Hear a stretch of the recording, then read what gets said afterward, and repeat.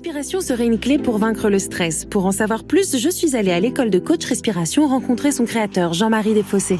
Coach respiration, l'idée, c'est pas un coach qui fait respirer. L'idée, c'est que la respiration est un coach qui renseigne sur le niveau global de stress. Si je vous demande, êtes-vous stressé? Vous pouvez me dire, répondre oui, non, en toute bonne foi. C'est peut-être pas du tout la réalité. Mais alors, comment évaluer son niveau de stress? La manière dont on respire, et je ne vous parle pas du rythme ou de la profondeur de respiration, mais l'endroit d'où vous respirez parle. Et comment ça se caractérise physiquement? Les gens stressés, plus on est stressé, plus on vit poumon plein. Et on finit par respirer uniquement comme ceci. Une personne très très relaxe va respirer plutôt juste avec...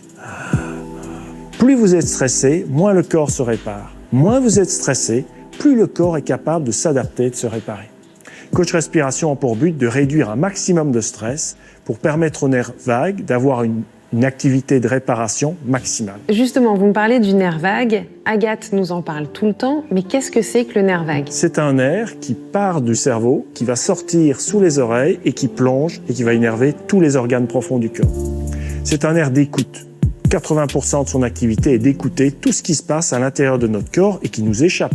L'état des intestins, du foie, des reins, et il ramène des informations au cerveau. Le cerveau traite ces informations et si ces informations sont positives, pas de stress, pas de problème, le cerveau utilise à nouveau le nerf vague, mais cette fois pour envoyer des ordres, et ces ordres sont toujours des ordres de réparation du corps, d'adaptation. Les exercices de respiration peuvent-ils aider le fonctionnement du nerf vague? Si vous abaissez un maximum de stress en même temps, vous rendez l'activité positive du nerf vague la plus puissante possible.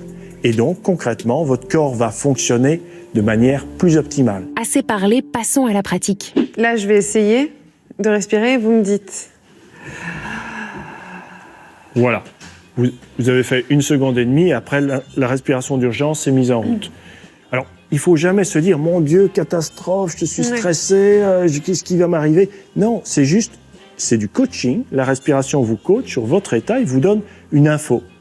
Tu pourrais rajouter de la douceur dans ta vie. C'est juste ça que ça veut dire. Et donc, c'est une bonne nouvelle. Chouette, je vais rajouter de la douceur dans ma vie. Bon, il est sympa, Jean-Marie. Rajoutons de la douceur dans nos vies. Mais comment? On peut proposer des exercices de coach respiration qui ont l'avantage d'être extrêmement rapides. C'est un peu paradoxal, mais de vouloir être pressé de se détendre, mais aujourd'hui, c'est une nécessité. Les gens ont peu de temps. Eh bien, on peut vous faire une démonstration d'un exercice majeur de coach respiration. Prenez des notes, c'est parti pour le tuto respiration. On va enchaîner avec un mouvement qui s'appelle le souffle des dieux et qui consiste à faire chaud devant, le plus loin possible le souffle en chaud, le froid en haut. Là, on fait petite bouche, grand bruit en devenant grand. On se laisse grandir.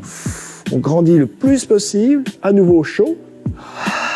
Bouche grande ouverte, le plus loin possible. Le froid et le relâchement zen, où on accueille les sensations dans le cœur.